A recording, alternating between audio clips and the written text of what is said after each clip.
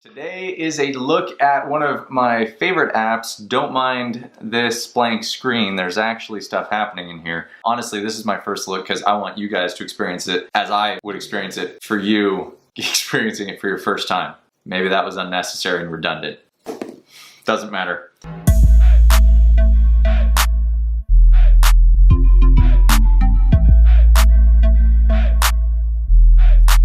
So for those of you that aren't familiar, my name is Shane Farmer, this is Dark Horse Rowing, and here we teach you everything that you need to know about rowing, as well as the indoor rowing machine specifically, so that you can perform better and or coach better on that machine. Today we are taking a look at an app that I have downloaded once before, but I can't say that I know a whole lot about it. That is Live Rowing. Live Rowing has been around for some time. I know that they have partnered with many in the indoor rowing industry. We're going to start from scratch and we're going to see what happens. So first off, I just need to go to the App Store and I'm going to download the Live Rowing app. Once you get in, you're going to ask to log in. Go ahead and do that. Once you are inside, you're going to come to what it looks like is a dashboard. Now, my first time here, what I'm seeing are, so this is keeping track of, I guess, the metrics that I've done in this workout. Man, the last time I used this was like 3 years ago. So I guess this is still holding my data from like way back when. But next we've got, okay, so there's like a scroll bar on top where we have featured workouts, shared workouts, workouts shared to me, that is like friends can share a workout with me. My customered to me, don't know what that means. My custom, so I can, I guess, program custom workouts here. And challenges my custom, don't know what that is either. Challenges received, featured workouts, back to the beginning.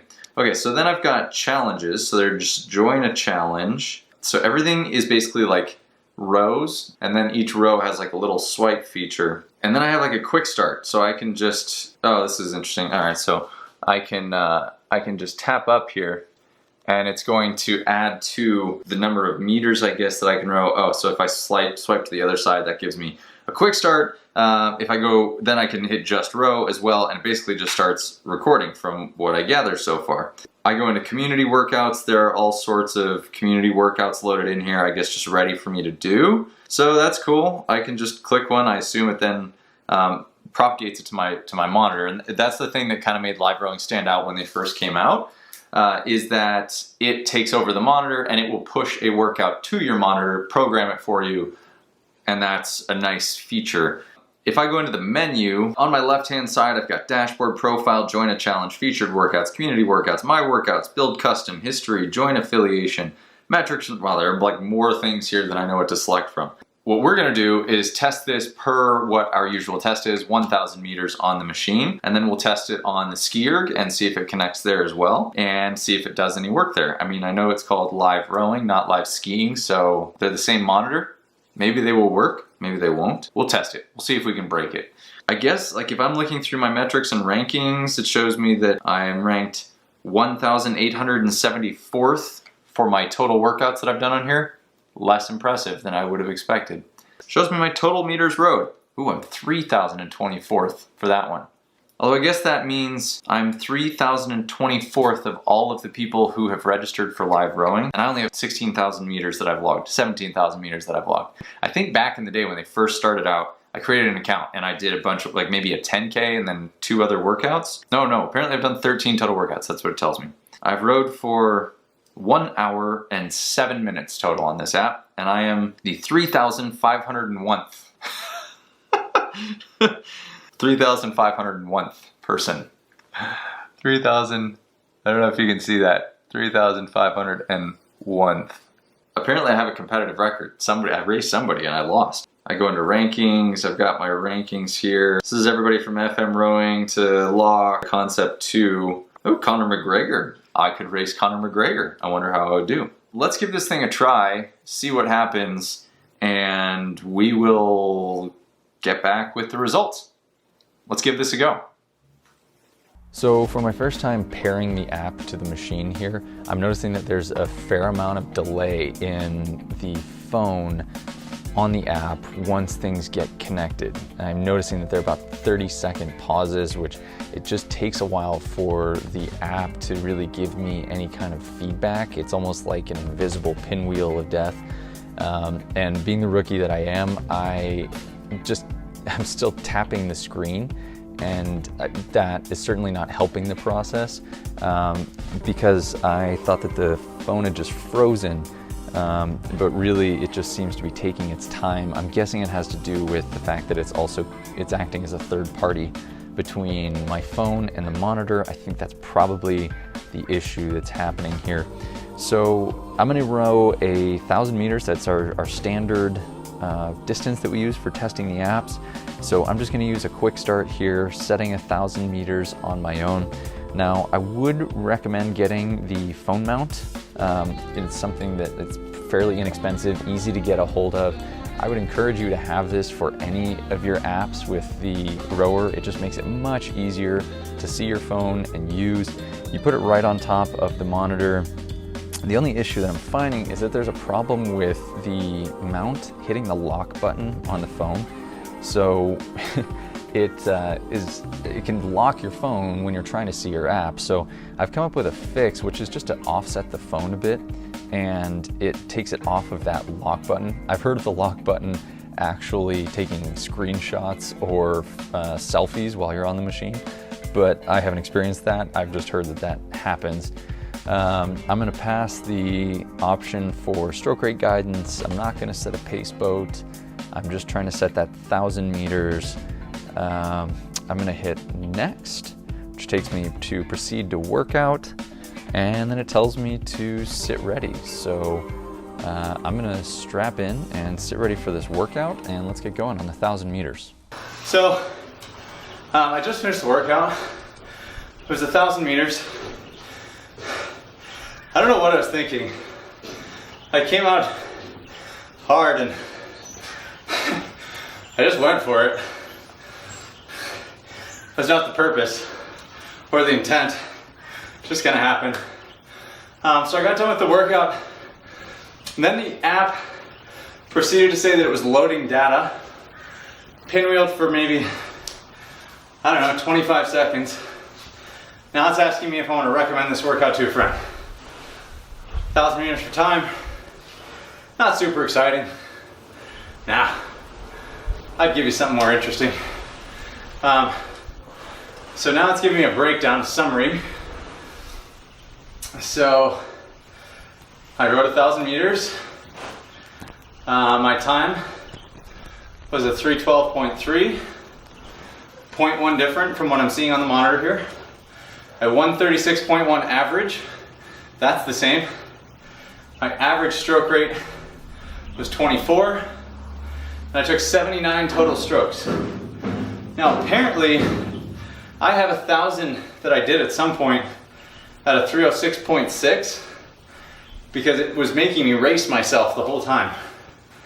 And that pace was a 306 point, or time was a 306.6, 133.3 pace, 31 rate. I took 98 total strokes in that last one.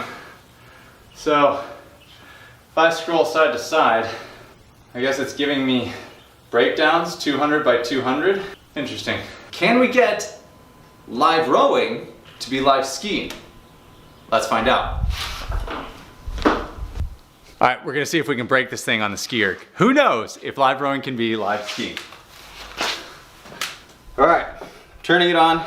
My monitor is on. More options.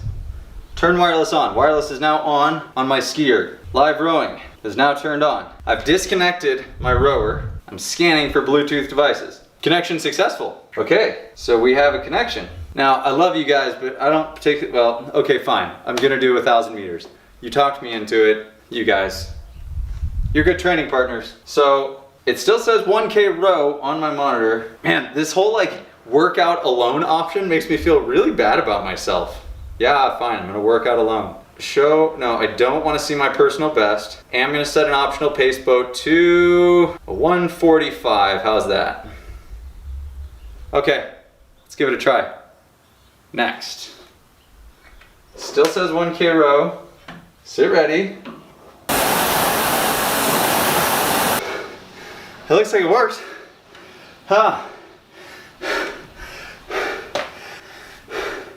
So when I selected automatically push the logbook post-workout now, it's forwarded me to the Concept 2 logbook login screen.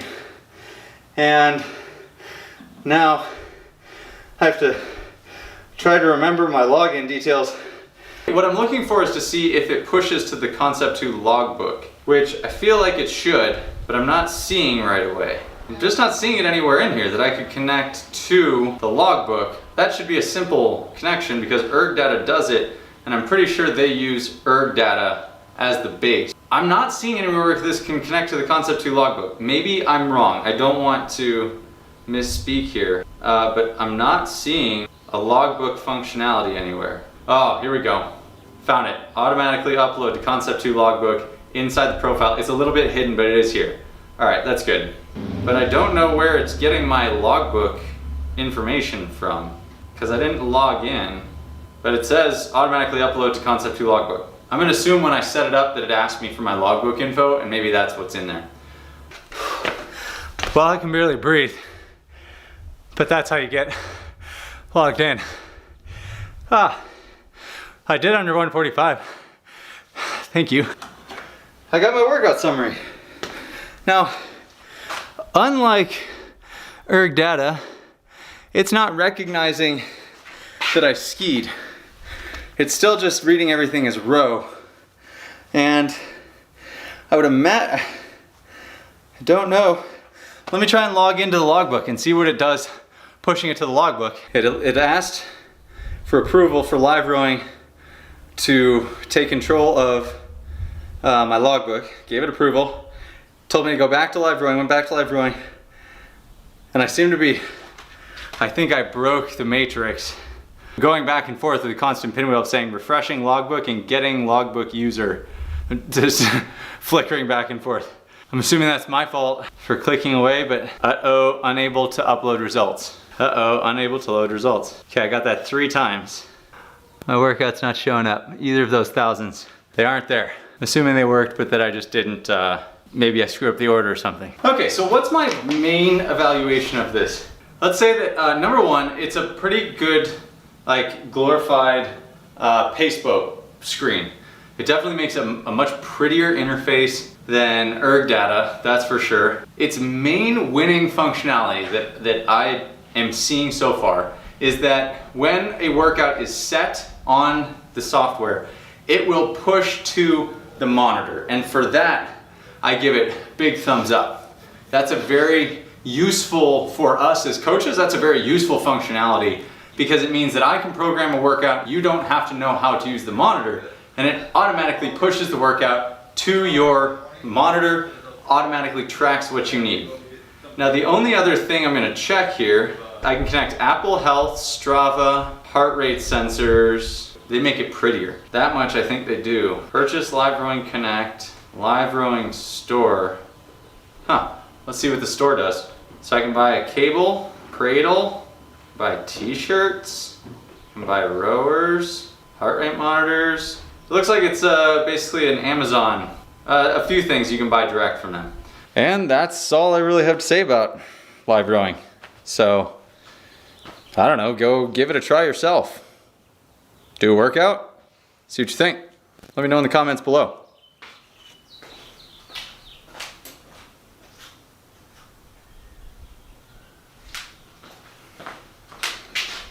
I said go try it. Why are you still here, sitting in my garage? Get out of here.